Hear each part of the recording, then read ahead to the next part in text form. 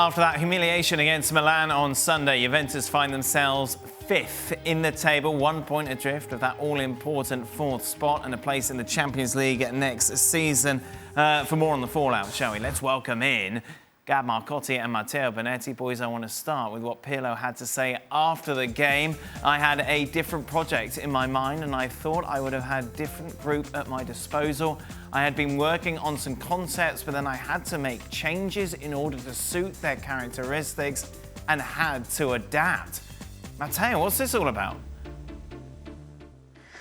This sort of reminds me of what we heard last season from Maurizio Sarri when he kind of alluded to the fact that this team was very difficult to manage, which isn't something that you normally associate with a team that's just won 9 consecutive Scudetti. You'd think that they were all soldatini, right? That was the old kind of description of this Juve side, that there were little soldiers running for Conte and all working so hard behind the scenes. But it's just, at this stage of the season, to hear Pirlo saying these things when from one week to another, we've seen like 36 different lineups. It's a different formation, a different personnel every single week. You have absolutely no idea what you're going to get from one Sunday to the next Sunday. So it may be not the right time when it's 3 weeks left in the season, you're in 5th place, and your squad has never had a semblance of an identity throughout the whole entire season. By the way, this squad, and there still is the old backbone, they used to have an identity. This is by far the sloppiest Juventus team that we have seen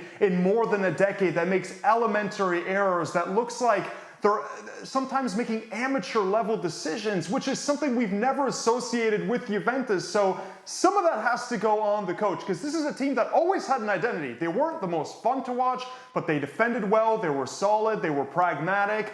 This is an absolute mess this season, to the likes that we haven't seen in a very long time. Maybe one of the most disappointing seasons from a big club that I can remember in my lifetime. Gab, we understand that there were crunch talks today and Pirlo will remain in charge till the end of the season.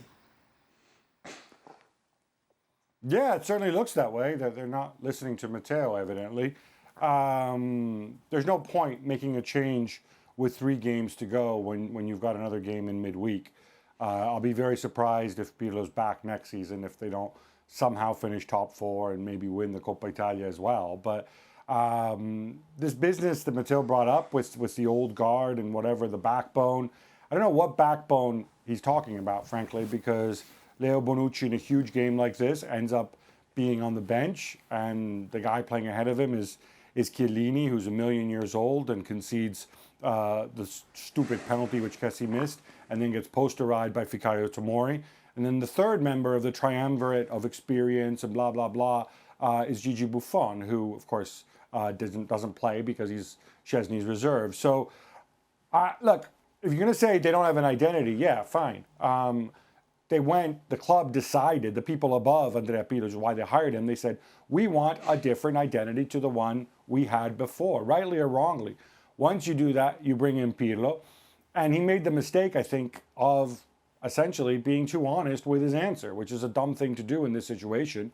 But the reality is everything was based upon his ideas, his thesis, all this stuff, which he wrote when he was managing Juve's under-23s, and he could do whatever he wanted.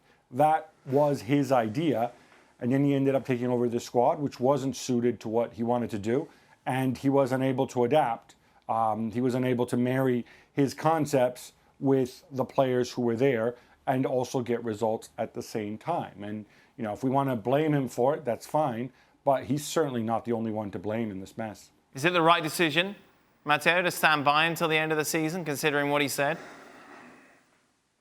Yeah, absolutely. And by the way, when I refer to the backbone, I'm not talking about the actual talent of the defenders this season. I'm talking about some of the old guard that is still there, even though most of them are a shell of their former selves. And I actually agree with Gab yesterday, what he said, that if you bring in a manager for the last 3 rounds of the season, what exactly is he going to do? He's probably going to play this long ball to Cristiano approach. And is it really the manager that you're then going to give a new contract to this summer and go forward with for 3 more seasons or whatever? And then, by the way, you have 3 managers on the payroll. Who exactly is out there that would take this job on the fly and would improve Juve, and we'd see this incredible team playing up to their expectations? So you just ride out this disaster of the season until this summer, until you can properly assess the situation, see what's out there. And at this point, get anyone that has managed before. Get someone who has even managed their kids' five-a-side or has managed a youth team. Pirlo came into this job, and it's almost difficult to criticize him because how can you have had any sort of expectations from a manager that had never managed a thing in his life? I heard people saying, oh, it's like Zinedine Zidane. Zinedine Zidane had managed Real Madrid's youth system before. Pirlo had not even done that. The under-23s was going to be his first job in a managerial role. But you know what? Just keep him there until the summer and then figure out and actually have a semblance of a plan of how to get someone who can finally give the best out of this team. I mean, even Allegri would have been better. Maurizio Sarri, even though apparently lost half the dressing room, anyone but what we've seen this season. Well, thank you very much for watching ESPN on YouTube. For more sports highlights and analysis, be sure to download the ESPN app. And for live streaming, premium content, and let's not forget as well, ESPN FC 7 days a week. Subscribe to ESPN Plus.